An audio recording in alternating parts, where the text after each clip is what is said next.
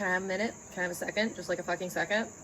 Whatever. Okay, in this video, I will have yellow jackets all over my face, and I will remain calm, and you will remain calm, and everyone will be fine. I'm drunk, and I know a lot about Power Rangers. Okay, the comment reads, I've always said Justin's dad was the greatest villain in all of Power Rangers. So, of course, we're talking about Power Rangers Turbo. And when we talk about Power Rangers Turbo, we have to remember, I have never watched this movie sober, and I never will. So I had to get a little drinky drink on in order to make a video about it. The yellow jackets like the way that my drink smells, and they're like literally trying to land on my lips. Please stop.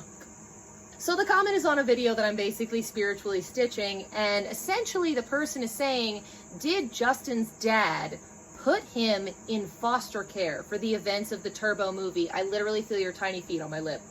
It's a sweet beer. My interpretation had been Justin, his father, and his mother lived in a separate location from Angel Grove. And when his mother passed away, his father decided he could no longer live there because that location reminded him of the mother. He sent Justin to Angel Grove before himself, not having any relatives there. He sent him into foster care, I guess, and somehow stayed behind to shut down the business made sent him to foster care seem okay. But when I actually rewatched the scene, I think the martial arts studio is in Angel Grove. And so the mom died, and the dad, I guess, is just like so sad and unemployed, and I assume drinking a lot, that he was like, my son, you must go to foster care, for that is better than living with me. Stop it! Get away from my face! I was just thinking, if my dad only knew, man, he'd be so proud of me. And all the other kids at the shelter. Justin, I know. It's for me to know and them to find out. Guess my dad's still up north. He had to close down the martial arts studio after my mom passed away. why'd he close it down? He just couldn't focus anymore. It was like something was missing inside him. All the information we have comes from Justin, and he basically says, I'm in a shelter. And then he's like, it was pathetic. So it's kind of muffled, but in the scene, Justin says, my dad must still be at work, which I guess is like in the writer room, they're like, why would no one have reported him missing? Businessman work. Any shelter worth their salt, I would hope, would be like, a kid went to visit Rocky at the hospital and never came back, and that was 12 hours ago, and it's the middle of the night now. Maybe we should say something to the cops. He's 11 at the time.